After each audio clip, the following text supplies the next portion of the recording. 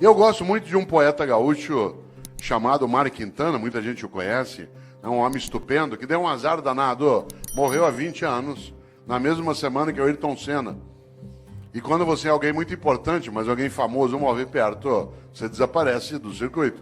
Tanto que tem gente que não sabe que Mário Quintana morreu, né? Outros talvez nem de que ele viveu. Né? E Mário Quintana, um homem especial, inclusive com uma grande qualidade. Ele morreu solteiro, com quase 88 anos de idade. E ele tem a melhor resposta que eu já vi para não se casar. Todas as vezes que alguém perguntava a Mário Quintana, mas por que o senhor nunca se casou? Ele dizia, sempre preferi deixar dezenas de mulheres esperançosas do que uma só desiludida. Que é um argumento ecológico, é um argumento que nos ajuda, né, a pensar um pouco. Pois bem, Mário Quintana tem uma trova especial. Ele disse, um dia pronto, me acabo. Seja o que tem de ser, morrer que me importa, o diabo é deixar de viver. Olha só, um dia pronto, me acabo. Seja o que tem de ser, morrer que me importa, o diabo é deixar de viver. E quando que você e eu deixamos de viver? Quando a gente tem uma vida pequena, banal, fútil, inútil, superficial. Afinal de contas, nós somos mortais. Isso significa que nós não temos a eternidade para ter uma obra que honre uma vida para que ela não se apequene. No livro Qual é a Tua Obra, aqui mencionado, que aliás dá título a esta palestra, eu menciono também, né, um autor britânico do século XIX chamado Benjamin Disraeli. Benjamin Disraeli foi inclusive o primeiro-ministro da Rainha Vitória. E Benjamin Disraeli diz o seguinte, a vida é muito curta para ser pequena. A vida é muito curta para ser pequena. Já basta que ela curta seja para que eu consiga apequená-la de algum modo. E quando a gente apequena uma vida que já é curta, quando a gente tem uma vida banal, fútil, inútil, superficial, morna. Interessante. Nós temos hoje aqui um grande grupo de homens e mulheres que no campo do município ou do estado atua na atividade pública, isto é servidor.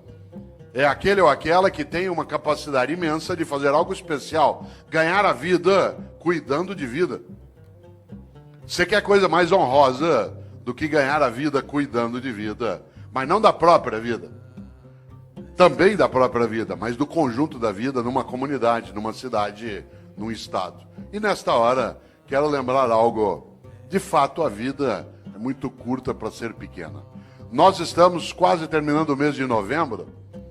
Esse mês teve, no dia 2, a lembrança por parte de uma parcela dos cristãos que criaram o seu dia de finados. O dia de finados tem uma finalidade, fazer com que você e eu nos lembremos de algo especial, que mortais somos. Aliás, você sabe que nós somos o único animal que é mortal. Porque embora todos os animais morram, nós somos o único que, além de morrer, sabe que vai morrer. Por exemplo, teu cachorro está dormindo sossegado agora. Teu gato está lá numa boa. Você, desde que eu falei, está pensando. Por isso nós não somos só mortais. Nós sabemos disso e o fazemos desse modo. Olha que coisa boa. Por isso eu queria lembrar exatamente nessa direção. O dia 2 de novembro, para alguns, lembra exatamente a ideia de finados. E é interessante porque este mês, curiosamente, ele é o penúltimo mês do ano. Mas ele nem sempre foi assim. Olha que coisa. Aliás, se o teu filho te perguntar, por que o mês de novembro é o mês 11?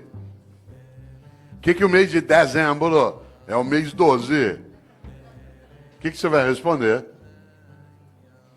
Talvez você não saiba, mas como lembrou o presidente, eu sei. Em compensação, tem muita coisa que você sabe e eu não sei. Muita coisa que você conhece eu não conheço. Sorte sua e sorte minha. Soubéssemos as mesmas coisas, nós íamos ficar nos repetindo. Ainda bem que você sabe uma coisa, eu sei outra, a gente troca e cresce. Vida é isso. É a capacidade de partilha. Parênteses, dentro do parênteses, partilha. Vida é partilha. Homens e mulheres que não sabem partilhar não têm uma vida que possa ser tão elevada. Afinal de contas, uma vida que tem abundância é aquela em que há partilha. Exemplo. Nós nos aproximamos da lembrança do Natal para algumas pessoas. Uma mesa de Natal abundante não é aquela que tem muita comida, é aquela que tem partilha. Às vezes a única coisa que você tem sobre uma mesa de Natal é comida. E muita. E nenhuma partilha. Vida é partilha. Afinal de contas, é só lembrar algo decisivo. Vários de nós aqui, ou aqueles que nos assistem, quando mais jovens, tínhamos menos dinheiro, menos recurso financeiro. A sociedade brasileira era mais pobre do que ela é hoje.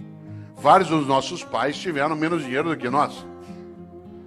Vários dos nossos tínhamos menos recurso. O país ele foi elevando nossa capacidade de renda. Claro que ainda longe daquilo que a gente deseja e merece, mas absolutamente superior ao que já tivemos há 40, 50 anos. Portanto, vou contar uma coisa que quem é jovem talvez não imagine. Vários de nós, quando mais jovens, a gente ia almoçar no domingo na casa de um irmão, do pai, da mãe, de um parente. Não tinha possibilidade de fazer um almoço se cada um não levasse alguma coisa. E aí vinha um milagre magnífico na vida. Cada um de nós levava um pouquinho. Mas na hora de ir embora, todo mundo levava mais do que tinha trazido. Esse é um milagre maravilhoso. Esse é um milagre da multiplicação. Olha que coisa. Cada um de nós levava só um pouquinho. Um frango, uma maionese, uma lasanha. Mas na hora de ir embora, depois que você juntava e todo mundo comia, sobrava. E cada um levava para casa mais do que tinha levado para o almoço. Nós temos essa condição em qualquer cidade, em qualquer comunidade, em qualquer família, no planeta. Claro. Nós só não o fazemos no dia a dia porque uma parcela ainda tem uma ética absolutamente individualista, exclusiva, malévola, deletéria, destrutiva, predatória. Aliás, alguns acham que a regra na vida é cada um por si, Deus por todos. Mahatma Gandhi nos alertou sobre isso. Ele disse um dia, olho por olho, uma hora acabamos todos sem enxergar. E essa é uma coisa séria. E aqui na sala, quem não enxerga sabe muito bem o impacto que tem, né? Que não enxerga com os olhos, né? Que enxerga com os ouvidos ou com os dedos. Sabe o impacto que isso tem, né, no nosso cotidiano. Por isso, cautela. A lógica do olho por olho, ela é arriscadíssima. E se a gente observa, nós temos uma coisa séria, né, que é a nossa incapacidade, às vezes, de pensar na nossa mortalidade. Por isso, volto. Por que o mês de novembro é o mês 11? Por que o mês de setembro é o mês 9? Talvez algumas pessoas não saibam, mas até o século I a.C., até o século I a.C., no mundo romano, o ano se iniciava em 1º de março. O ano se iniciava em 1º de março. O primeiro dia do ano era 1º de março. E o último era 28 de fevereiro. Por isso, quando o ano se iniciava em março, setembro era o mês 7. Outubro era o mês 8. Novembro era o mês 9. Foi Júlio César que alterou o calendário e colocou janeiro e fevereiro no início do ano, produzindo alguns distúrbios. Um deles que o segundo mês do ano passou a ser o mês mais curto. E antes ele era o último, servia para ajustar o calendário. O segundo distúrbio é que parte dos meses o nome perdeu o sentido. Novembro virou o mês 11. Olha quanta coisa inútil você não sabe. Mas eu sei. E eu partilho contigo, agora você sabe também. Olha que coisa boa. Pouco a pouco o mundo foi adotando o dia 1º de janeiro como o primeiro dia do ano. O único país do mundo em que o ano continua começando em março é o Brasil, né, que é um país clássico, né, um país clássico que não aceita essas modernidades de Júlio César. E para nós, não é março, ainda não começou, né? Olha que coisa interessante. No entanto, no passado se usava o último dia do ano, que no caso era 28 de fevereiro, para pensar sobre a vida. Você sabe que a palavra fevereiro, ela vem de uma divindade etrusca, o nome do mês, de uma divindade etrusca que é Februa. Februa é a divindade da purificação, da queima, da febre. Porque a febre, ela purifica. Isto é, ela faz com que haja a anulação daquilo que não serve e a proteção daquilo que serve. Nesta hora, quero lembrar algo. Os antigos, no mês de fevereiro, usavam o final do ano para pensarem sobre o que tinham feito e o que deveriam fazer. Nós passamos a fazer isso com dezembro. Quando se aproxima 31 de dezembro, alguns e algumas têm o hábito de pensar naquilo que fizeram. Isso é típico de algumas religiões, entre elas o judaísmo, o islamismo e o cristianismo, que tem uma ideia muito forte na vida. Tenha você ou eu, religião ou não, há uma questão séria nessas religiões. Elas têm uma coisa chamada juízo final. Na crença dessas religiões. O que me assusta na ideia de juízo final não é o fato de ser final, mas o fato de ser juízo. Porque na crença dessas religiões, insisto, acredite você ou não, essa é uma questão tua privada, há algo decisivo. Elas acreditam que ao final da tua existência, a divindade vai te chamar no canto e falar, vem aqui para um particular. Seguinte, durante a tua vida, por que é que fez o que fez? E por que é que não fez o que não fez? Aliás, por que que fez o que fez do modo como fez?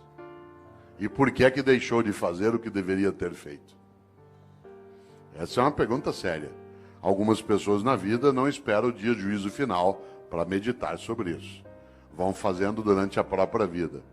Pois bem, os cristãos construíram, a partir da influência judaica, uma percepção. E essa percepção ela se consignou na ideia também de juízo final no último livro da Bíblia dos cristãos, que é aquele que fala do fim, que é o livro da Revelação ou o livro do Apocalipse. Quem aqui tiver uma Bíblia cristã, dê uma olhada um dia. Esse livro é um livro terrível. Ele não é terrível porque é horroroso, mas porque ele traz algumas coisas para meditar. E se você observa, lá no livro do Apocalipse, no capítulo 3, versículo 15 e 16, os cristãos escreveram: Deus vomitará os mornos. Deus vomitará os mornos. Aliás, a frase completa é: porque tu não és quente nem frio, hei de vomitar-te. Olha que frase forte. Conhece gente morna? Gente que não é quente nem fria. Gente que é mais ou menos. Que é quente ou frio não, que não cheira nem fede. Sabe gente morna? Morna no trabalho, morna na comunidade, morna na prefeitura, morna na câmara, morna na escola. Morna.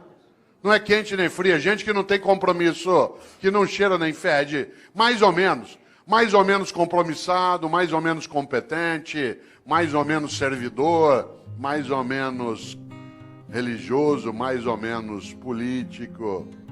Mais ou menos. Sabe gente morna? Que não cheira nem fede. Deus vomitará os mornos. Sabe aquela pessoa que é morna? Morna no casamento. E aí, como é que tá o casamento? Tá ruim com ele, pior sem ele. Morna na comunidade. E aí, como é que tá o debate em Campinas sobre a política? Vamos levando, né? E aí, lá na prefeitura, vamos ver o que dá, né? E a escola, como é que tá? Não sei, vamos ver. Falta pouco para eu aposentar.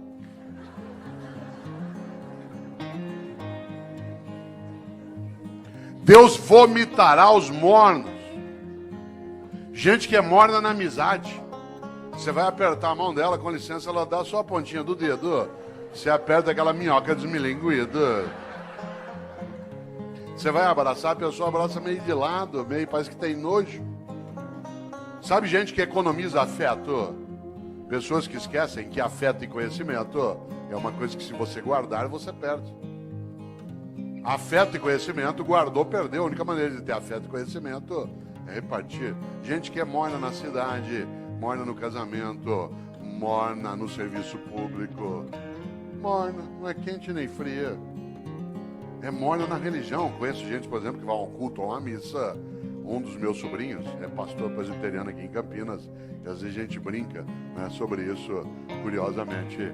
Porque tem gente que vai a um culto ou a uma missa e escolhe o horário da missa, por exemplo, pelo tamanho rápido que ela tem. Se eu vou à missa das 10, naquela igreja que o padre faz uma missa rapidinho. Então vai para quê?